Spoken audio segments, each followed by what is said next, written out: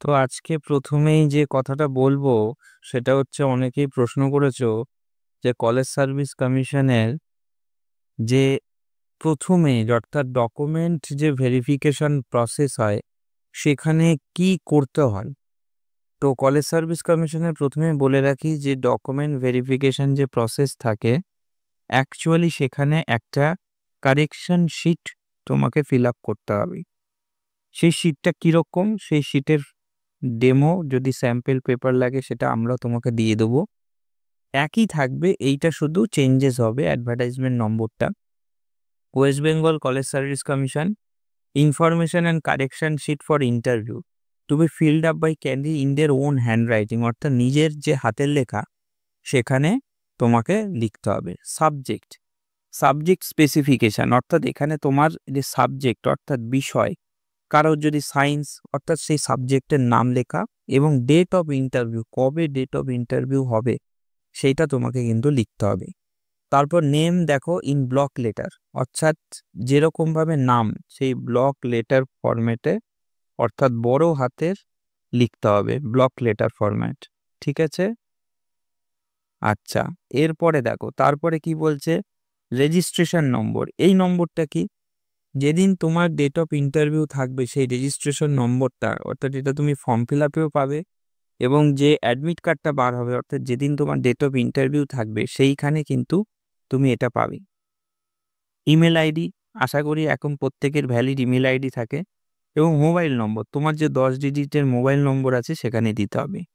Caste, কারোর general, SC ST OBC OBC B, male female others সেখানে বসাতে হবে, অর্থাৎ কাস্ট এবং পিডব্লিউডি ইয়েস থাকলে ইয়েস, নো থাকলে নো করবে। ঠিক আছে? এরপর দেখো কি তারপরে কি করতে হবে, আমি ইন ডিটেলসে দেখিয়ে দিচ্ছি। তারপরে দেখো কি বলেছে, যদি ইয়েস হয় অর্থাৎ তুমি যদি পিডব্লিউডি ক্যান্ডিডেট হও তাহলে সেটাকে স্পেসিফাই করতে হবে কি টাইপ, মানে কোথায় সমস্যা সেইটা।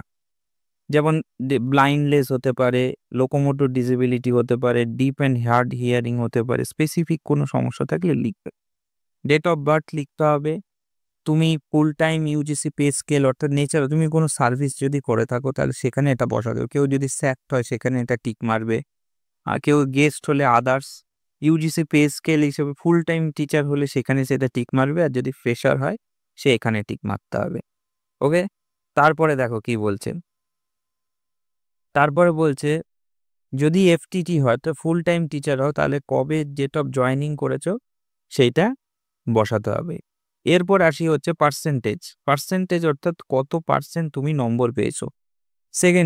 সেকেন্ডারিতে তোমার কত যত দেখা যাচ্ছে, অর্থাৎ মাধ্যমিক 10 স্ট্যান্ডার্ডে তুমি, আমি ধরে নিলাম তুমি যে পার্সেন্টেজ পেয়েছো সেই পার্সেন্টেজটা বলো। তো আমি হয়তো যদি হিসাবের ক্ষেত্রে আমি 70%। কারেক্ট মানে হচ্ছে তোমার এখানে তোমার পার্টটাই লিখতে হবে, মাধ্যমিক হায়ার সেকেন্ডারি। এবার দেখা যাচ্ছে কারেকশন হয়, কখনো দেখা যাচ্ছে তুমি পার্সেন্টেজ লিখতে ভুল করেছো, তখন কিন্তু তোমাকে এটাকে কারেকশন করতে হবে।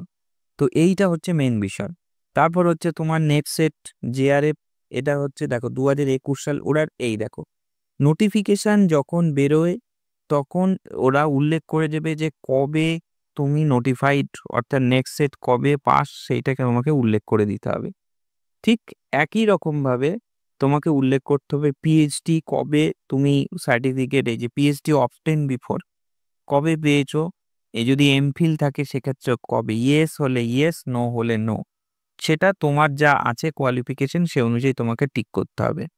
এরপরে দেখো কি বলছে, এরপরে ক্যান্ডিডেটকে নিজের ওন হ্যান্ডরাইটিংয়ে নোট, এই যে তোমাকে সিগনেচার করতে হবে। কারেকশন শিট যদি ভুল হয়ে থাকে তাহলে মানে যখন তুমি ডকুমেন্ট ভেরিফিকেশন করছো তখন ওরা তোমাকে এই জায়গাটা কারেকশন করে নেবে, এবং এখানে কলেজ সার্ভিস কমিশন যখন চেকড অ্যান্ড ভেরিফাইড করবে তাদের সিল দিয়ে ওরা এখানে একটা ফাইন করে দিয়ে তোমাকে ইন্টারভিউ বোর্ডে পাঠাতে হবে।